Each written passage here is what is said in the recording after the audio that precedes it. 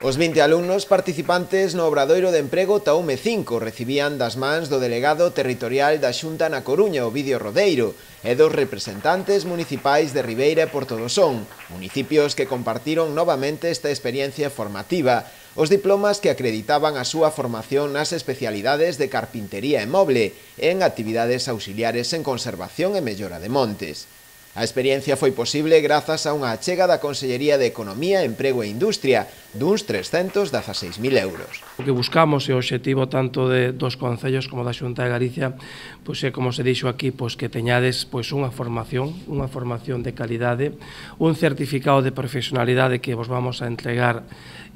ahora. Ese certificado de profesionalidade é un certificado que ten validez en todo o territorio nacional, polo tanto, estamos falando dunha serie de habilidades e competencias que fostes adquirindo ao longo destos 9 meses que creo que teñen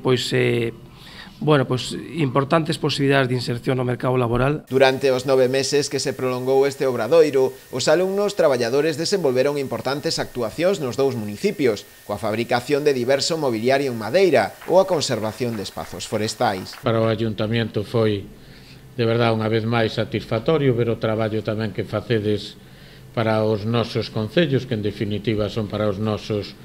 cidadáns. Para nós como concello supón unha enorme satisfacción porque sabemos que con este tipo de iniciativas axudamos a vosa formación e, polo tanto, axudamos a mellora da vosa empregabilidade e aumento do emprego nos nosos concellos. O rexedor ribeirense anunciou tamén a solicitude dun novo obradoiro para a convocatoria do ano que ven, neste caso en solitario, e terá como especialidade a cociña, aproveitando as instalacións da Escola de Hostalería que se está a adaptar no segundo andar do mercado municipal.